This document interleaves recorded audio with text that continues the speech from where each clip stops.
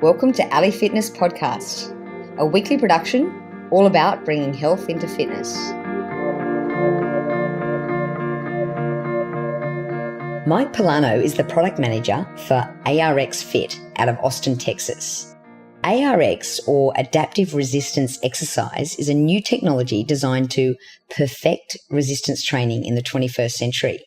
The ARX machines use computer-controlled motors instead of weights and custom computer software to provide you with the safest, most efficient, and most effective workout you'll find in the world today. Big claims, but we'll find out more from Mike. ARX machines can be found in most major US cities, as well as in Canada, Australia, the UK, Spain, and Switzerland. And to find out more, of course, we'll put everything in the show notes, including the website and the YouTube, and recommend you go to the YouTube to actually have a look at the machines. But Mike, welcome to the show. Great to be here, Ali. So Mike, can you share with us your fitness journey and how you sort of became involved with ARX as the product manager? Yeah, for sure. And I'll just be brief and run through some of the highlights for you. But I grew up always an athlete outside of the Chicagoland area, played a lot of sports, did a lot of training, and then ultimately didn't go to school for anything that's related to ARX or what I do for ARX now. As I was done, being an amateur athlete, eventually just got into really understanding what were my next goals like in life. And then it was just maybe I'll be really good at softball and just keep good form and function of all my muscles in my body so I can run around the softball field and play with some friends. And then it was like, all right, we'll play some basketball and we'll do this. And so it was just an ancillary thing that I was always working on, just living a life, working a job and doing the things that we normally do after schools. And ultimately what it led me to and down the line of was I got into a lot of like ballistic training. And by that, I mean like a lot of box jumping, a lot of like jump roping, things like that. And ultimately that just took me to a place where eventually I tore my Achilles tendon playing basketball, which was kind of an eye opener for me. I never had an injury in any of the sports that I had played growing up that was significant, that had me out for any time, that required any surgery. But sure enough, it happened. And so when you're stuck in bed and you're immobile for that amount of time, you're just kind of asking yourself like, well, why did this happen? Like, how did this happen? And ultimately, how do I make sure it doesn't happen again? And what that led me down the line of was really understanding a little bit more of the physiology and ultimately how the body moves. And I was like, oh man, when I was training, I was doing all these ballistic high load exercises. And ultimately I was training in Nike Shocks. I don't know if everybody remembers the Nike Shocks, but they're like 1.5 inches to 2 inches off the ground for the heel. And my basketball shoes were flat. And that was like, oh my God, I figured it out. I realized why under load playing basketball in a stretch position like that my Achilles tendon wasn't used to, it couldn't handle the loads. It just could not handle that amount of tension on the system and it broke. And so that just led me down a path of just wondering like, well, what else don't I know? Or like, what else was I told that was quote unquote true that may not be? That was the catalyst for me to start reading and start understanding things that were outside of the little circle that I was currently living in or thinking in. So fast forward a couple of years, I go through some dietary changes, lose a bunch of weight, get some of those things online, and I'm, mobile again, and I have full function of pretty much, my Achilles. And I've gotten the diet part, but I lost a bunch of weight, but I'm kind of skinny. And I lost a lot of the muscle mass that I had originally before the injury. And then I found a book, 2 books technically. So Tim Ferriss's 4-Hour Body and Doug McGuff's Body by Science. And Tim's book has a very particular part, talks about resistance training, like the minimally effective dose, once or twice a week, like one set to failure kind of deal. And that was like, whoa, I mean, if this possibly works, like that's great because now I don't have to spend a bunch of time fooling around in the gym more than necessary. And so I started just doing that by myself and training in a really kind of low end facility in the Chicagoland area that had some really crappy equipment, and it worked. I was doing this, I was doing it imperfectly, but it was working for me and I was getting tremendous results. I probably put on, 8 or 10 pounds in the course of 6 months. Isn't like crazy, but when you're lean, it is. And ultimately that was like, I maxed out those machines that I was working on, and they had a lot of sticking points. And then I just knew that there was a mismatch between the resistance I was receiving versus the resistance I was capable of. And we'll get into more of that when we talk about kind of the benefits of ARX and, having it be adaptive versus kind of a static weight. And then a couple months later, I found somebody in Chicagoland who had some nicer machines, and there was a trainer there, Jim Keene, who is now our sales guy for ARX, and he had an early prototype of ARX, and he had just purchased it, had it in a small basement apartment in Wrigleyville in Chicago, for those familiar. And that was the first time I tried ARX, and within literally one session, I was blown away and convinced that this is the future. We need to figure out how to get more of these in the Chicagoland area. I was going to start up a business. I immediately wanted to reach out to the owner, and I'm like, we got to figure this out. This is too cool. This is too great. And then that ultimately led to reaching out to Mark Alexander, who is our CEO in Austin, Texas. And then we just kept offering up our ideas to him until eventually, I think he just relented. He's like, all right, you guys, you keep calling me and setting up calls to tell me about all these things that you want to do. Why don't we actually make this official? And that's when we joined the team in the beginning of 2014. So it started off just being an amateur, running around, getting hurt and doing things that I know are no longer necessary to do. And that led me to find ARX. So that is an awesome story. So Mike, just back to your training then. So once you found the Tim Ferriss book, did you start sort of following the McDuff protocol in terms of your training? Like, were you doing sort of minimum amount to get the maximum results? Yeah. I mean, I really wanted to test what they were recommending. I wanted to make sure that I wasn't doing anything more than the prescribed dosage, if you will. And I was very stringent about this. I go back every once in a while. I look at the notes that I've taken, and I was tracking everything on a Google spreadsheet, and all the time under load and how many seconds I was doing. And I would wrap a wristwatch on like a hammer strength machine, and I would peek over to it and be like, oh, I got to get to like 93 seconds because I did 90 seconds last time or whatever. I would just very much follow it to the letter to see if this is real. And what did a week look like? Typically like an A and B routine. So that would be, let's just say like a chest press and a pull down, maybe a row. When I go back, I think about it. I eventually just arrived at doing like 4 exercises once a week. That's eventually what I got to. But I started off kind of doing more than that with just like 2 or 3 exercises on like a Monday and then like a Thursday. When you say 2 or 3 exercises, so let's say you're doing the leg press, would you do a certain amount of sets and reps, or would you just do one set? Nope, one set. I pick a weight, completely arbitrary. And sometimes I would try to push myself and I would fail. Other times I would have to back it off. So, I mean, it was just literally just this guessing game every day with just me, myself, and I doing the training. And I would just go for one set for as long as I possibly could. And the cadence would be probably like, 8 to 10 seconds each way. So positive 8 to 10 seconds, negative 8 to 10 seconds, and just a very slow and controlled way of exercising. Were you sort of aiming to do more and more weight, or were you actually trying to get more and more reps? What was your sort of thinking? Yeah, so that's ultimately the problem, is that I was always aiming for both. I was aiming for more reps. I was aiming for more time under load. And then I was trying to also increase the weight, which is a very difficult task to do, especially when you don't understand all of the factors that are at play. And by that, I mean, there's a machine that I'm fighting, and there's gravity that I'm fighting. And each one of those machines have different lever arms and different pulley systems. How much friction is there in those pulleys? And how much friction is there in the leg press, like the seat as it slides up and down? And so eventually I got to a point where I was really struggling to progress. I could not find a way to do more time under load, but keep the weights the same, or add more weight and then my time under load would go down. And that's okay. But like eventually you want to see the time under load go back up. So that's how you know you're progressing. It just became like a very convoluted process. You get a little frustrated. And then eventually you start looking and you're like, well, maybe it's not me. Maybe my recovery time is plenty, but there's a point where I know that no matter what I do, even though the weight stacks, let's just say says 400 on it or something, that's not 400 right at that spot on that machine that I'm using. And for instance, this was like a leg press. You could imagine like the closest position. So like the bottom of the squat, if you will.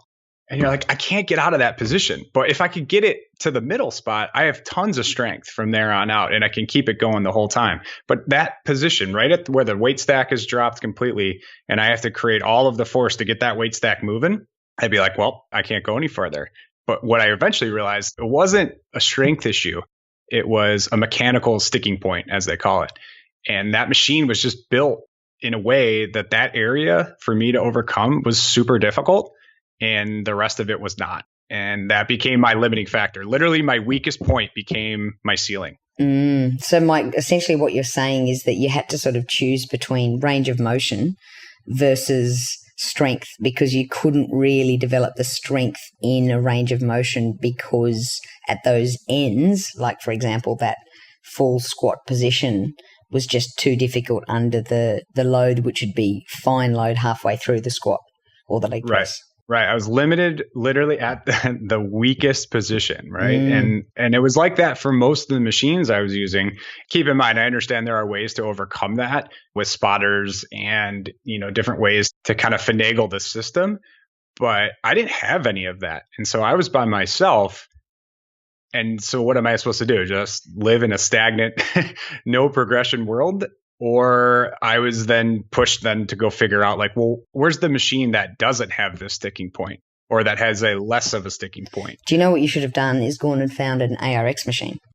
Well, turns out in a long journey to get there, I did find the ARX machine, but I passed up on a whole bunch of other opportunities with different machines. Even the MedX ones still have sticking points and problems with them. But I tried to train on a MedX machine. I was like, oh, this is pretty good. But it's still not perfect. Like it's still noticeably. And most people just assume now that's the life you have to live. You have to just agree that this is the ceiling for this technology and that we can't figure out a better way. And then ultimately when I found ARX, I'm like, oh my God, they found out a better way. Like this is incredible. So how does the ARX work and what's the sort of science behind it? Yeah. So let's just talk about the basics of it, right? So ARX is an acronym. It stands for Adaptive Resistance Exercise. And the key word in there is adaptive.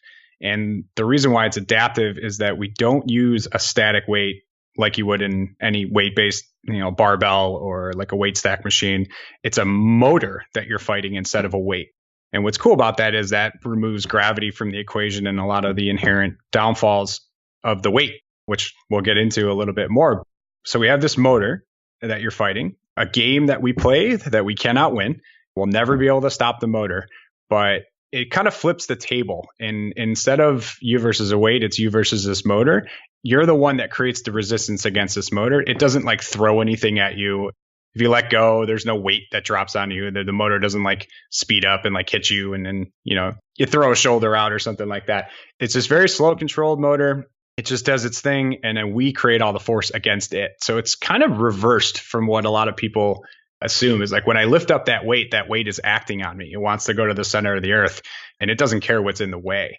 But in this case, it's like I'm not lifting anything. I create all this force against the motor. So long way around to say that we have motors instead of weights, and then ultimately that motor is controlled by a computer software that we've created that quantifies and tracks and shows you how much resistance you're creating against that motor in real time. And then we'll track that for you in all the parameters, range of motion, those kind of things, your maximum output, your total output. We'll keep all of that in the software. So then the next time you just step up to an ARX machine, all your data is right there and you just have one goal. That's just try to do better than you did the last time. Right. So how did your training change then once you found the ARX, just to sort of get an idea of how often you were training versus before, and then how long the training session was versus before, and then the results? Yeah, I think ultimately what I had thought was my ceiling. I was like, how much more could I get, right? I've been training like this for, at that point, I don't know what it was, like, 12 months, 18 months. And my progression on those machines and my numbers weren't going up anywhere, which, like I said, was very frustrating. But maybe that was my, as they talk about it, like a genetic ceiling. I was kind of just, okay, I guess this is where I'm going to be at. I'm pretty healthy and pretty strong. cool. I guess this is just going to be a really boring, boring however many more years I have on this earth, where I'm just going to do roughly the same weight for the roughly the same time. And as long as I keep that when I'm 60, 70, 80 years old, then cool. But what I realized on the ARX immediately was that there was a huge amount of potential that was still on the table for me.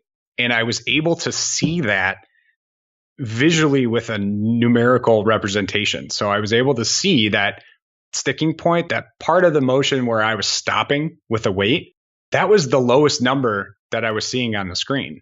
The highest numbers were on the other side. It was when I was fully extended in, like, let's say a bench press or a chest press, when I was resisting on the way back, like those numbers were not just like a little bit higher. I mean, they could be 2, 3, 4 times higher than when I was pressing. And so instantly I was thinking like, oh my God, I have all this potential that now I can not only recognize and see on a screen, but now I can really try and see how much more there is outside of that weakest position that I was training to originally. And what was crazy is that in 6 months, I had put on, and we did DEXA scans and everything, I had put on 7 pounds of lean mass. And I think at that point I was up across the board. I was doing 4 exercises. So leg press, chest press, pull down, and row. I had gone up 100 to 180% of my maximum force output on all of those from the time I started ARX. So that was like, wow. I mean, not only did I feel different, I felt stronger, but I was seeing the changes live happen in front of me on the software. That was the point that I knew that this is real and that it needs to be in the world. And this is the future. And Mike, during that time, was there any other changes in terms of diet, or was there a change in terms of time under tension, or even the amount of time that you spent on each, say, leg press versus what you were doing before? Yeah, I mean, the software in the early days didn't have all the kind of bells and whistles that we eventually built into it. But generally speaking, I was trying to keep variables very, very simple so that we could ultimately prove out a theory, which was how little do you ultimately need to see benefit? So I would work out the same day. It was Thursday, right around like midday, like 2, 3 o'clock. And I would do in order, always the same order, for at least like 6 to 8 months, leg press, row, chest press, and pull down in that order. And I would do a 2-minute, just all out effort. And because it's adaptive, it doesn't really matter how long you go. The numbers just go down as you start to get tired. So there's no like failure point, quote unquote, where like you can't lift the weight anymore, because yeah, the machine just moves no matter what. And you just create as much force as you can. And then when the 2 minutes is done, boom. So I was doing 8-minute workouts once a week. And I was seeing those improvements, 100 to 180% in terms of my maximum force output, and also close to that with my total output per session. And you went from training twice a week to once a week when you started with the ARX, is that right? Yeah, pretty much. I think at one point I was, doing only once a week with the weight stack stuff. But yeah, it was like, what's the least amount that I possibly could do? And that was once a week for about 8 minutes. That was my protocol for, 6 months, almost a year. So you clearly put on a lot of muscle mass, and obviously your strength went up. Correct. Okay. And what other, benefits, or did you feel any different after a workout or anything like that? It's hard to describe the feeling of after an ARX leg press. It's sort of similar to what I was experiencing with a weight stack machine, but just at a whole nother level. And we hear this over and over, especially from the people who have actually done, really, really intense leg press sessions, is there's another level that we're tapping into. And that's typically the eccentric side, the negative. So that resisting side, I mean, we're doing a lot more muscular damage than we would be with a general weight stack machine. So we're still getting all the benefits of the pressing, but then we're getting also the benefits of this resisting, which is kind of the magic of ARX. But that also creates just a much deeper inroad or level of fatigue than you can get with a weight stack machine. It is different, and it feels a lot different. I can totally relate to what you're saying, because that was my experience with ARX as well. And the one thing, though, that I did notice, that even though it was an extreme fatigue and it was such a short time, I didn't feel like my muscles were really sore. Like I didn't feel like, oh my gosh, I can't walk. Sure. I think that's kind of a misconception about the technology. Being able to go to that level where you are just maximally intense. For most people who start out on ARX, even if you've trained your entire life and you think you've been training at a very high level, I can promise you that you've never hit the forces that you're going to be able to hit on ARX on the negative. What I'm trying to get at is when people first start on ARX, they have a progression. Some people, their progression's pretty quick. If they understand the process, they understand how to resist. There's a muscular adaptation, there's a neurological adaptation that's happening. And those things take time to ramp up to the point at which you can create enough intensity to get to those levels of soreness, if that's so what you desire. So when you first started, I'm not saying that you're not trained, because I know you are, but you're not specifically trained how to resist at a maximum force. And your body doesn't even understand yet how to really fire and recruit those muscle fibers to resist against that machine that's coming back on you. When you get there, takes about somewhere in a range of like 6 to 10 sessions. It's amazing to watch somebody's graph, their peaks. They'll see like a 20% increase, within 1 week. And that's not because they got 20% larger muscles. They are just able to recruit more muscle fibers. There's a better neurological connection, and they understand the skill that is resisting against the irresistible, which is the motor. There's a learning process, and eventually I think we could get you there. But yeah, on the first go around, most people just don't even know how to go there. They don't even have the ability, the skill to really resist at full effort. Yeah, I totally get that. So Mike, if you were to go back to your old way of training, would you see that your strength has gone up dramatically? Yeah, we did some testing with that. And this is highly variable based on like skill acquisition. So I had some baseline numbers that I had done on some machines. I did some ARX for 6 months. I came back, but I hadn't trained on that machine in 6 months, right? So I kind of lost the skill of what it was like for that particular hammer strength or leg press machine. I didn't know exactly. Yeah, there's a skill involved with any new piece of equipment or any exercise like that you have to relearn. So my numbers went up. I don't know. I think I did like 20, 30%. They weren't equivalent to the 180% gains that I saw in ARX. It's apples and oranges, right? They're just two different things. But strength did improve. But most importantly, the thing that mattered most to me was that I was adding muscle mass via DEXA scan. So it wasn't like my shirts, were filled out more. I went and got a DEXA scan to show that I had cross-sectional muscle increases. And that was like, okay, whether or not I bench press, 100% more, that's not a goal of mine. My goal is to be the healthiest, strongest human I could possibly be. And those numbers on ARX proved that I got stronger. And the DEXA scan showed that I was getting the physical adaptations that I was hoping to achieve. So those are the two things that I looked at. Excellent. So clearly the ARX is for someone that wants to build muscle mass. Who else is the ARX for? Yeah, and I guess it's not just about muscle mass. So there are a lot of things that occur when you're receiving high load on the system. So when we're doing a leg press and, it's 2,200 foot-pounds of force coming back on you, that load is not just going through your muscles, it's going through your joints, it's going through your bones, your tendons, ligaments. So all of those things are receiving that load, but it's done so in a really safe way. So it's also great for bone mineral density. Most people don't think about bone density at my age, but I think about it all the time because I know the stats and I know the things that occur later in life that if you don't have a high level now, eventually the drop off is significant. And ultimately too, I think about all of the aging population and the baby boomers.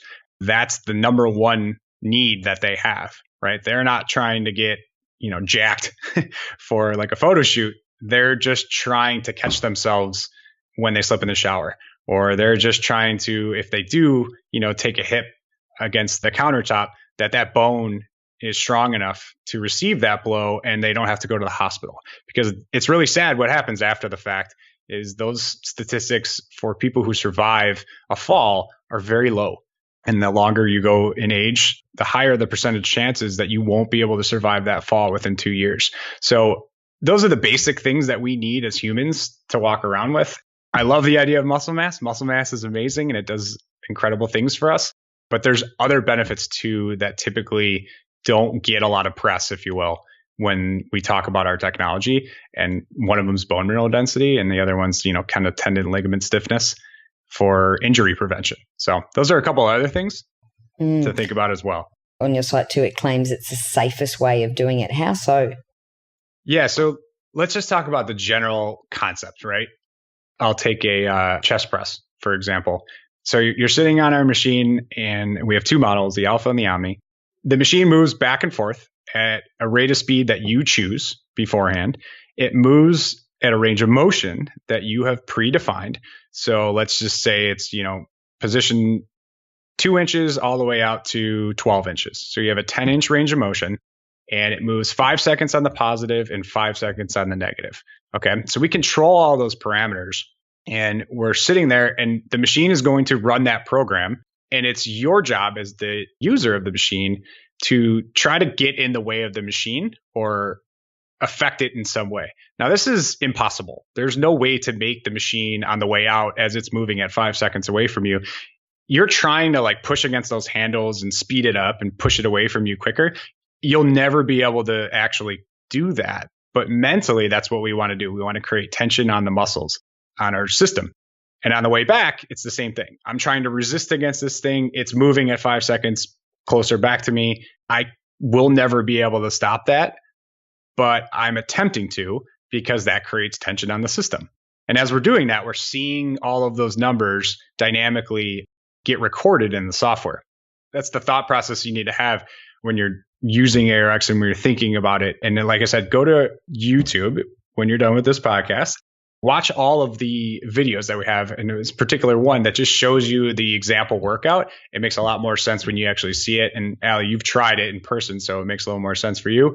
That's the dynamic that you need to be thinking about. It's not I choose a weight in the weight stack machine and I just cross my fingers and okay, here we go. I'm going to push off for a leg press.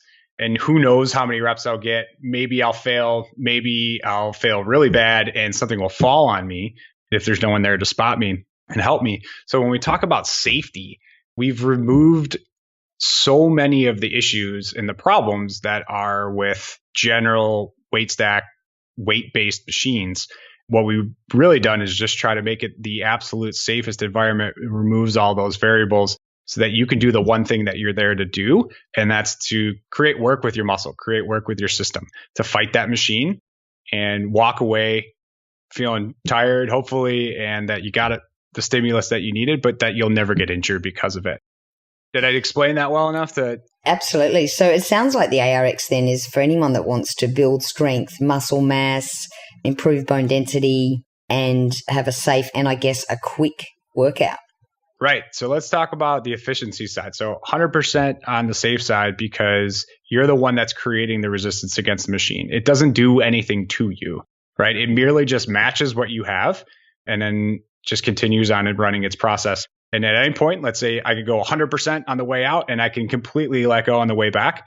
Nothing is going to happen to the user. You are free to do that whenever you would like. So my mom can get on the leg press and knock out a set, and then I can jump on, and then an NFL lineman can hop on. We don't select resistances in advance. You select your own resistance in the moment, if that makes sense. So it's across the board. So on that, Mike, that's a great example. Obviously, your mum has got different goals to yourself. So would the amount of sets and reps, you mentioned you worked for 2 minutes all on for 4 different exercises, would that be a similar protocol for your mum? Or given that you're working for muscle mass and she may just actually be working for not muscle mass, but just bone density, would you recommend a different type of workout? Yeah. I mean, ultimately, what I would try to do with anybody who's looking for bone mineral density in general is the one thing that they want is, okay, we could do some isometric stuff where the machine doesn't even move and you just create as much force kind of in the middle of the range of motion. There are certain companies out there that have done plenty of research to show that once or twice a week, 5 to 10 seconds of all out output in that setup without any movement can provide huge benefits in terms of bone mineral density. So you can go very, very bare bones, or you could say, well, why don't we also add some dynamic work so that we can get some tension on the muscles create a little muscle mass. But yeah, we can go really simple with bone mineral density protocols, or we can do combination protocols.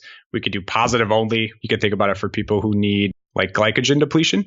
So diabetics and people like that. We could just do really slow positives where they just do the pushing side, but they don't do any of the negative side because maybe they're pretty feeble. They don't respond well to that amount of tension at this point in time. That's great. We can do that as well. Take a bodybuilder who's like, I want hypertrophy. Well, damage to the muscle fiber is part of hypertrophy. That's one of the necessary variables. And we could just do negatives with that bodybuilder, all in the same machine, all the same technology, the same software. So really any protocol that you're looking to accomplish, we believe can be done on ARX. And then you can have all the benefits then to have the adaptive resistance and the software quantification with it. Mm. So you mentioned obviously the benefits that you've personally got. Have there been many scientific studies done on the benefits of ARX? Yeah, so not in particular, like there's no PubMed study that has ARX in it yet, but that will be coming soon. We're still a new technology, but the benefits of eccentric training are huge. We see constant studies being put out where people are utilizing the eccentric phase of the contraction to elicit bone mineral density, to elicit like repair of an ACL in rehab and therapy for muscle mass improvements. I mean, it doesn't take more than just typing in eccentric exercise in PubMed to realize like, oh, this is a very well studied area, as well as it's still very new in a lot of ways because a lot of people are still training and using old equipment for these eccentric studies. And that's what we're excited about in the future is how do we become part of more of those studies? How do we become kind of the forefront of that quantified side of the research to say that like, yeah, we use this machine. It has all of the range of motion and all of the resistances in your strength curve accounted for. And so that changes ultimately what a lot of studies that are done with a weight. It's like, okay, we only train to our 100 pounds up, 100 pounds down. But what if we did 100 pounds up and we did 200 pounds down and it dynamically changed and no one got hurt during it? That's the stuff that we get excited about in the future for a lot of exercise phys research. And I know a lot of our listeners are probably thinking, yeah, like we know of similar machines like MedX and other machines that are coming out on the market. How are you different? Yeah, so we're definitely the first. And with that comes a couple things. So we've been able to kind of take the last 40 years and digest some of the technologies that have come through, some of the things that have worked, some of the issues that some of the best MedX machine does have a strength curve that's predefined. They have a cam system. So they're trying to vary the resistance in their machines, and they do a pretty darn good job when it comes to a weight, but it's still lacking. It's still not perfect, and it doesn't adjust once you start fatiguing. So just think about the weight that you choose on the first rep might be perfect for you based on the machine dynamics that they've created for you. But by rep 5, by rep 10, by rep 15, you're exhausted and you've changed. You're not the same person that when you selected that MedX weight stack or whatever machine that you're choosing from, if it's a weight-based one. So that's one difference is we have that adaptive resistance, and that's going to be huge different than the weight game. But on top of that, I would say then the way that we've chosen to organize our two models is both machines do whole body exercise. So it provides a ton of value in a really, really small square footage. And we were talking here in New York City, and there's a bunch of people there who would probably love to have studios, but they think that their studio needs to have, I don't know, 1,200, 1,500, 2,000 square feet or whatever. But we have a lot of people who are starting up in very, very small spaces because we've chosen to add a lot of functionality into only two pieces. So that's just created another differentiation between what you might see. A lot of people are coming out with, multiple lines of equipment where they have like a chest press only machine and then a leg press only machine and then a row only machine. Well, that's kind of the old way of doing things. And that's really not going to be the future in our opinion. We think that you need to provide as much value into one or two pieces of equipment. And that opens up a lot of doors in terms of where you might see that equipment, office buildings, small spaces in offices. So definitely the way that we've oriented our machines is a key differentiator. And then lastly, the software side of things, from what I've seen, anybody out there who's doing anything with exercise and that has software with it, there's a couple good things that they're doing, but I don't think anybody's combined the key factors that make ARX what it is, which is we're tracking not only your time, your force outputs, but we're giving you a ton of different ways to motivate yourself. So you can think about like, you don't have to just do 2-minute countdown. You can set a total amount of output and try to clear that in your workout. So I did 1500 last time. Maybe I only want to do half of a workout. So I set it to 750. The machine just keeps moving back and forth until I finish 750. Well, that's a really quantified way to move forward with your protocoling. So if somebody comes in and are like, I'm just not feeling it today. Well, we might have had written on a piece of paper that we're going to do a full workout, which is, 1500 output. But right away, they're like, hey, I don't think I can do what we did last week. Well, how do I accurately do only 50% of the workout that we did last week? And so the software that we've created has those different modes and different capabilities, which ultimately just helps to train anybody at a higher level and a more specific quantified level. So those are some of the key differentiators, I think, between ARX and really anything else that's out there. I think you summed that up quite nicely. Do you think there's a chance that ARX might come out with one machine that does everything? Anything is possible. And that's maybe the fourth thing that makes us different is that we are not beholden to kind of any dogmatic approach. We literally just want to create the best possible machines for the world, for all population, not just the 1%, not just the bodybuilders or the athletes. Ultimately, the market dictates we're really asking for one particular thing that does one particular thing, then great. Then we can ultimately look at building that and we'll be able to still use our motorized resistance, still use our computer software with that. What ARX looks like in a year, 5 years from now, we'll see. But right now, we have a very, very lean model of 2 machines, and each one by themselves could completely operate in any facility. And we have a bunch of people that utilize just one. They can do full body exercise. So I say leg press, that's our alpha, but that can do a chest press and a row and a calf raise and a torso extension and a flexion. And there, other variations where our Omni machine is a little bit more like a cable crossover machine where you could really clip anything to it. You could do 20, 30 exercises depending on what handles you're using. So yeah, we just think they work really well together. And that's ultimately what a lot of people have moved forward with, is to have both in their facility, just because some people really like to leg press, other people like to do deadlifts. Each machine offers that flexibility for him.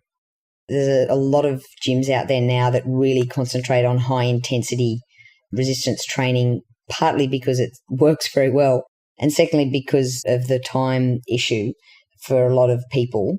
So, people like, Corporate Warrior, I hear Lawrence speaking about it a lot, is, the benefits of ARX. And if you're into this type of training, if you ran a gym like this, why wouldn't you just have these 2 machines? Why would you even bother with any other machines?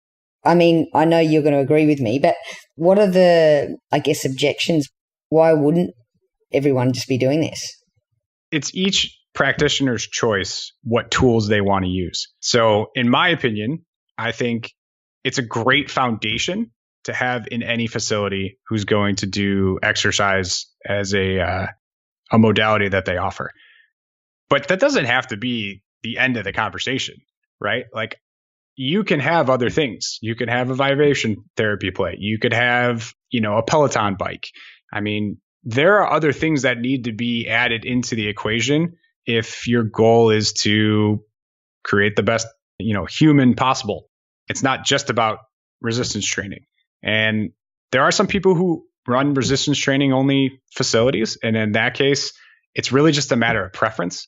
It's like if you had an ARX leg press or an alpha that does a leg press, perhaps you just have somebody who really enjoys the feeling of a Nautilus or a MedX leg press. That's totally fine, right? And if that's what your clients are dictating and asking for, well, then by all means, do that. In my opinion, I don't think it's better to have a MedX leg press than an ARX. I think you can get more value out of ARX than you would be with a weight stack traditional machine. It's really up to each individual, that business owner. Do they have the finances? Do they have the square footage? Are their customers okay with the idea of utilizing this new technology? And we do have a couple of people who have we'll just call them traditional sets of equipment, as well as ARX. And they make it work, and it's great. And their customers get the benefits of both. So it can really be anything that that business owner wants. But as a foundation, it's an awesome, very small form factor piece to have in your facility that can do so much. Awesome. So for our listeners who perhaps want to go to a nearby gym and try out ARX, is there a website or somewhere where we could go and find out where all of these machines might be? At this point in time, the best thing to do is type into Google, type in ARX and then your city. So ARX New York City. And in that case, those businesses that have ARX will show up. It's up to each practitioner to put that out. We lease these machines, so that's their job. It's their business. We're just the equipment manufacturer on that side of things. We have had a lot of requests for that. You can totally reach out to us just by sending us a note at our website. But yeah, at this point, we don't have a full map, but I think it's going to come soon. We have heard enough people clamor for it. But at this point, the easiest way is just to reach out, look on Google, find out ARX New York City. And if there is one in your city, it will show up.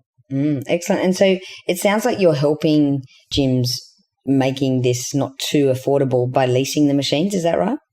It's all about the upfront costs. So 75%, I would say, of the people who lease ARX right now are people who are excited about the technology, who want to start businesses, but don't want to invest in the traditional forms of business, if you will, in the exercise world, which would be like you get a whole 12, 15 machines or whatever. You got your treadmills over there and you got 5,000 square feet somewhere and all the overhead that is required with that. The people are a lot like you were saying earlier. They're looking at what's the quickest way to get up and running with the least amount of finances up front. And the lease model really does provide them that freedom and flexibility. And then, when the lease is up in 3 years, we may come out with something new. And at that point in time, they have the option for swapping that out, just like you would with a car, right? Like, what's the reason why you would buy a car versus lease a car? So awesome. That's great. Mike, is there anything else that you'd like to share with us before I ask you a very important question? I would really recommend anybody who's interested in this technology, read Body by Science. It's a great underpinning for the science and the biology and the physiology about why would I even want to do resistance training. I think that's a huge missed opportunity for a lot of people who are into exercise and who are just into living their best life. It is amazing the benefits you can get from a good, intense session of resistance training. Genetic expression changes, muscle mass, glycogen depletion. Like, the more we are in this world, the more people we run into. And we actually just had Dr. McGuff here in our offices talking about some of those things. And it's 10 years after the book, but it's still so relevant because it's so important. I would say if you're interested in this stuff, go out, read that book. If only like the first 4 chapters, I think it gives you just an incredibly well explained understanding of why would I want to exercise and what are the benefits that I'm actually getting. I think that's a really good starting place for people. And then ultimately check out, if you're interested in ARX in specific, check out our YouTube videos, check out our website, and you can actually see the machine in action with somebody using it, how the software works. That's probably the best 1-2 punch for getting more excited about this amazing technology and amazing modality. That's great. Thanks, Mike. And just before I let you go, do you have a tattoo? I don't have any tattoos. Have you considered a ARX? I have ARX memory tattoos, very specific things that have happened in the course of us growing this company that I will never forget. So I don't necessarily need to put anything on my external skin to remember those things by. But no, tattoos have never been my thing. I don't know. I couldn't ever think of anything that I could put on my body forever that would look great when I was 80. Very good point. Awesome. Look, thanks so much for coming on and sharing your knowledge of resistance training and ARX. Awesome. Thanks for having me, Ali. Cheers, mate.